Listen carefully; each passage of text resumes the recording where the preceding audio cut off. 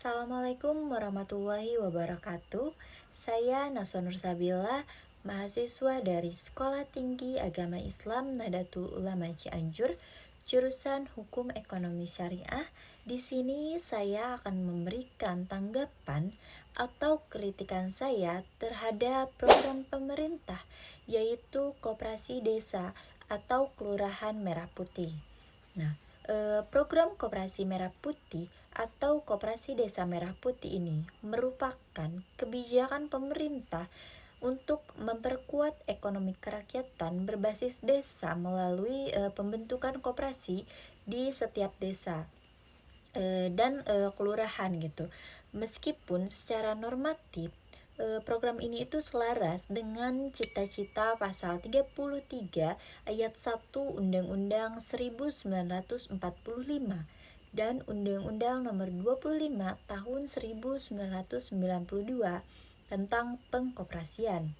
Nah, secara teoritis, koperasi ini dapat dipahami sebagai bentuk ekonomi kekeluargaan yang berbasis pada prinsip keanggotaan sukarela, yang dimana kontrol demokratis oleh anggota dan distribusi surplus yang adil.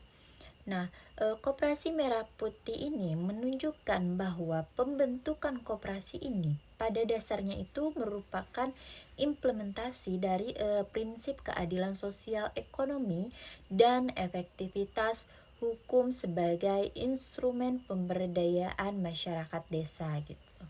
Nah, dalam perspektif ekonomi politik pembangunan, Koperasi Merah Putih juga dibaca sebagai kebijakan negara yang sentris, di mana negara ini aktif untuk merancang lembaga ekonomi lokal untuk merekayasa struktur ekonomi desa. Nah, namun kan dalam operasionalnya dapat dilihat bahwa Koperasi Merah Putih ini tidak seluruhnya berjalan sesuai dengan prinsip koperasi klasik yang dimana menekankan inisiatif dari bawah atau bottom up gitu, melainkan kan didorong secara kuat dari atas atau top down oleh pemerintah pusat dan daerah sendiri gitu. Nah, tanggapan saya terhadap Koperasi Merah Putih ini di mana pendekatan yang terlalu sentralistik dan berorientasi target. Banyak penelitian dan analisis kebijakan menunjukkan bahwa pembentukan Koperasi Merah Putih ini di desa seringkali dipacu oleh kebijakan di mana pembentukan 80.000 koperasi desa gitu, sehingga desa ini dipaksa untuk mendirikan koperasi meskipun kan belum ada kesiapan internalnya gitu, seperti kesadaran pengkoperasian, lalu kebutuhan real anggota dan tradisi gotong royongnya yang kuat gitu. Padahal kan teori koperasi modern itu menekankan bahwa keberhasilan koperasi itu sangat bergantung pada modal sosial atau social capital dan insentif ekonomi real bagi anggota.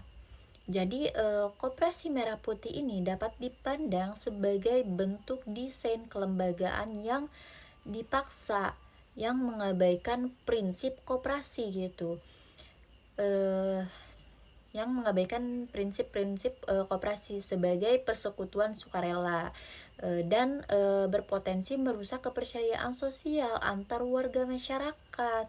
Jadi penguatan literasi pengkoperasian dan pendampingan berkelanjutan, Koperasi Merah Putih ini beresiko hanya akan menjadi koperasi formal tanpa dinamika ekonomi yang nyata gitu. Lalu terkait skema pendanaan dan potensi beban fiskal terhadap desa. Program ini kan seringkali menggunakan dana desa ya, dan pinjaman dengan bunga ringan sebesar 6%.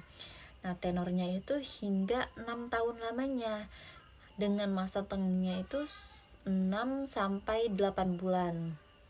Nah, kan bisa kita nilai apabila koperasi tidak mengelola pinjaman ini secara efektif, maka cicilan dan bunga ini kan dapat menjadi beban baru gitu bagi keuangan desa. Sekaligus kan mengancam otonomi fiskal desa yang dijamin oleh undang-undang dalam desa gitu.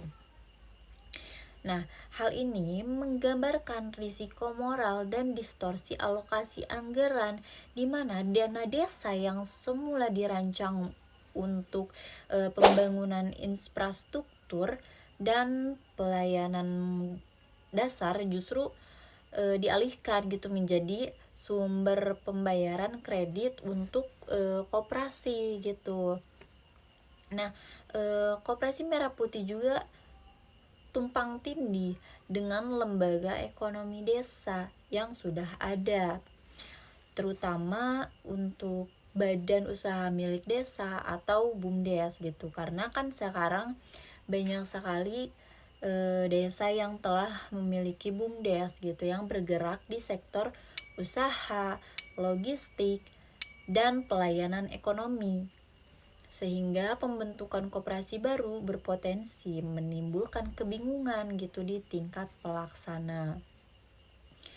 Jadi perlunya penyatuan antara integrasi BUMDes dan KMP atau Koperasi Merah Putih dalam satu kerangka strategi ekonomi desa, sehingga tidak akan terjadi pemborosan sumber daya dan pusat pelayanan ekonomi desa.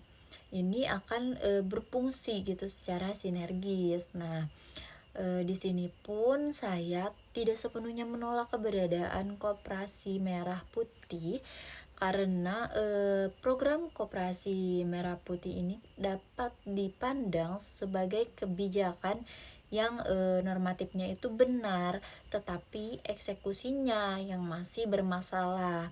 Jadi untuk memperkuat relevansi teoritis dan praktisnya, ini harus mengubah pendekatan dari awalnya top down menjadi bottom up gitu. Misalnya dengan mewajibkan proses konsultasi publik terlebih dahulu dan pembentukan koperasi yang hanya di desa yang memiliki kebutuhan real dan komitmen keanggotaan.